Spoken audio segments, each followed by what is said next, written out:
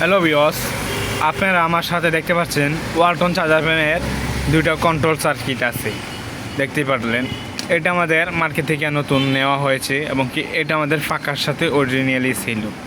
এটা ড্যামেজ হওয়াতে এখন আমরা এটা মার্কেট থেকে নতুন নিয়ে নিলাম। এখন এটা কোথায় কোন কানেকশনটা হবে, কিভাবে কানেকশন করতে হয়, কোথায় ইনপুট কোথায় আউটপুট, সম্পূর্ণ খুঁটিনাটি দেখাবো আজকে আপনাদেরকে। এই সার্কিটে আর এই সার্কিট দেখতে কীরকম হলো, কিছুটা ভিন্নতা আছে, দেখতেই পাচ্ছেন। এই যে অরিজিনাল সার্কিটের আইসিটা অনেকটা ছোট, আর মার্কেটে কেনা আইসিটা অনেকটাই বড়। আর অরিজিনাল সার্কিটটা অনেকটা গুণগত মান অনেকটা ভালো, ওয়েটটা অনেক বেশি। আর মার্কেটে কেনা সার্কিট অনেকটা হালকা, আর গুণগত মান খুবই নর্মাল, দেখতেই পারলেন।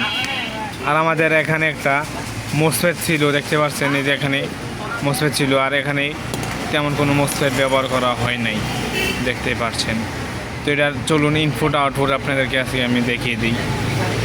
আমরা এখানে এটা এভাবে দেখি, এভাবে দেখলে এখানে আমরা দেখতে পাচ্ছেন এই যে সর্বপ্রথম এই পাশে লেখা আছে বি প্লাস, এই যে DC minus B minus, B plus, এখানে আছে ডিসি প্লাস, ডিসি মাইনাস, দেখতে পাচ্ছেন। যেখানে যেখানে বি প্লাস আছে আর বি মাইনাস আছে, এখানে আমাদের ব্যাটারি প্লাস মাইনাস কানেক্ট হবে।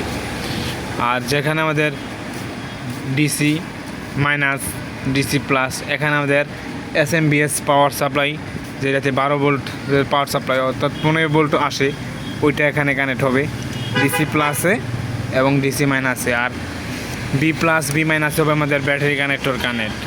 আর যদি এদিকে চলে আসি, এদিকে চলে আসলে দেখতে পাচ্ছেন আমাদের এখানে আছে আমাদের S M plus S M minus, দেখতে পাচ্ছেন। এখানে আছে F M plus F M minus. তো আমাদের এফ এম প্লাস এবং এফ এম মাইনাসে আমরা ফাঁকা কানেক্ট করব, ঠিক আছে। তো সম্পূর্ণ ভিডিওটা দেখার জন্য সবাইকে অসংখ্য ধন্যবাদ। যারা নতুন নতুন এরকম ভিডিও পেতে চান তারা আমার চ্যানেলটা সাবস্ক্রাইব করে রাখবেন, শেয়ার করে বেল আইকনটা অন করে দেবেন। সবাইকে অসংখ্য ধন্যবাদ ভিডিওটা দেখার জন্য।